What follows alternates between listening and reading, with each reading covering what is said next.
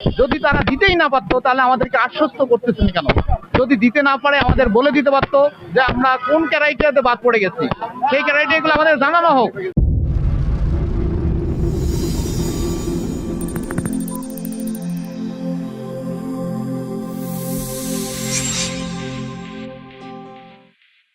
আমরা আজকে ছাত্র দলের যে আংশিক পূর্ণাঙ্গ কমিটি আছে সেটাকে পূর্ণাঙ্গ করার দাবিতে যারা আমরা পদ বঞ্চিত আছি তাদেরকে পদায়ন করার জন্য আমরা দীর্ঘদিন ধরে তাদেরকে আমরা জানিয়ে আসতেছি। তারা বারবার আমাদেরকে আশ্বস্ত করেছিলেন যে আমরা তোমাদের কমিটি করে দেব, তোমরা নিশ্চিন্ত থাকো। কিন্তু এভাবে মাসের পর মাস পেরিয়ে প্রায় 18টা মাস চলে গেল। এভাবে আশ্বস্ত করতে করতে আমাদেরকে মাসের পর মাস আমরা শেষ করে দিলাম, কিন্তু আমাদেরকে কমিটি দেওয়া হচ্ছে না। তাই আগামীতে যে ত্রয়োদশ সংসদ নির্বাচন আসতেছে, এই নির্বাচন খুব ঘনিয়ে আসছে, খুবই কাছেই। আমরা চাই আমাদেরকে পদায়ন করার মধ্য দিয়ে আগামীতে এই নির্বাচনে যেন আমরা পদবঞ্চিতরা দীর্ঘদিন থেকে যে আমরা রাজনীতি করে আসতেছি প্রফুল্ল মনে জনগণের পাশে থেকে ভালো কাজ করে আমরা যেন নির্বাচনে ভালো কিছু রেজাল্ট বাংলাদেশ জাতীয়তাবাদী দলকে বয়ে নিয়ে আসতে পারি, সেই চেষ্টা আমাদের অব্যাহত থাকবে।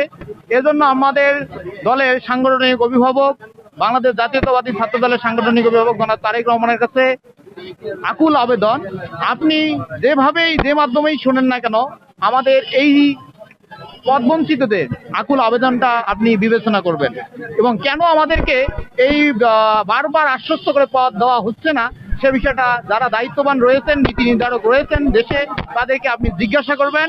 যদি তারা দিতেই না পারতো তাহলে আমাদেরকে আশ্বস্ত করতেছেন কেন?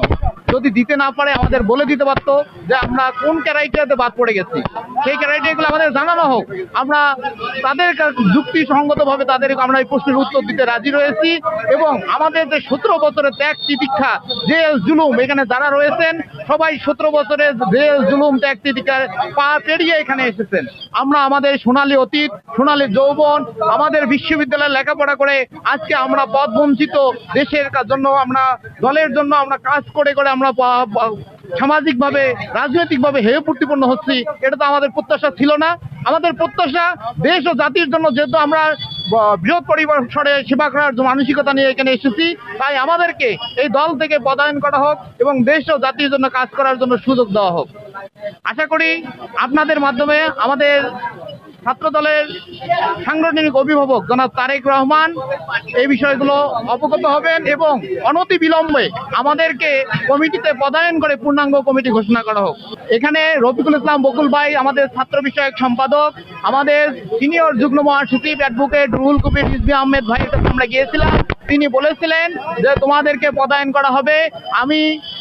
ওনারা বলেছেন আমাদের ভিতরে কাজ শেষ, তোমাদেরকে যে কোনো মুহূর্তে আমরা প্রেস রিলিজ দিয়ে তোমাদের কমিটিকে ঘোষণা করে দেব। কিন্তু এইভাবে আশ্বস্ত করার পরও আমরা, যেহেতু ওনারা বলেছেন দলের নীতি নির্ধারক পর্যায়ে, তাদের কাছে বিশ্বাসটা আমরা রাখতেই পারি। কিন্তু এই বিশ্বাসের মর্যাদা যদি এরকম হয় তাহলে এই পথ ছাড়া, অনশন ছাড়া আমাদের কোনো বিকল্প ছিল না। তাই আমরা অনশনে বসেছি। অনশন ততক্ষণ পর্যন্ত চলবে যতক্ষণ না পর্যন্ত আমরা আশানুরূপ ফল না পাবো। যখন আমরা আমাদের ফল পাবো, আমাদের কমিটি পূর্ণাঙ্গ করে প্রেস রিলিজের মাধ্যমে আমাদেরকে জানানো হবে, তারপর আমরা এখান থেকে উঠবো। অন্যথায় কারো আশ্বস্ত, কারো বিশ্বাস কথা এগুলো আর আমরা শুনবো না।